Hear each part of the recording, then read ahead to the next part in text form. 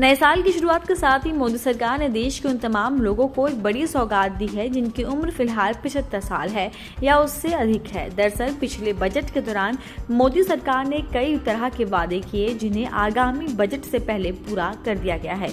जी हां, हम बात कर रहे हैं ITR के नियमों के बारे में।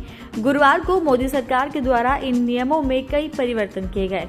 सरकार के नए फैसले के मुताबिक अब से कुछ खास लोगों को इनकम टैक्स रिटर्न फाइल नहीं करना होगा। वित्त मंत्री निर्मला सीतारमण ने इस बारे में बजट में ऐलान किया था। आयकर भरने के नियमों में हुए परिवर्तन को लेकर वित्त मंत्रालय ने घोषणा करते हुए कहा है कि अब से 75 साल से ऊपर के ऐसे वरिष्ठ नागरिक को अब से इनकम टैक्स रिटर्न नहीं भरना होगा।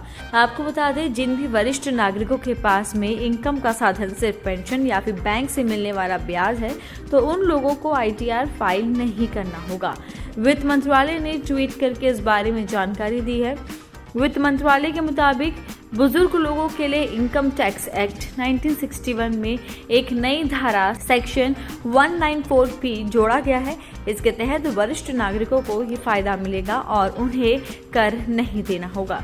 इसके अलावा रूल 31, रूल 31A, फॉर्म 16 और 24Q में भी जरूर संशोधन किए गए हैं और ये सेक्टर ऑपरेशनलाइज्ड हो चुका है। गौरतलब हो कि पिछले बजट के दौरान टैक्स को लेकर सरकार के द्वारा कई तरह के वादे किए गए थे और अब इसी को ध्यान में रखते हुए केंद्र की मोदी सरकार ने टैक्स लाभ के लिए मैन्युफैक्चरिंग शुरू करने की आखिरी तारीख को 1 साल के लिए बढ़ा दिया है।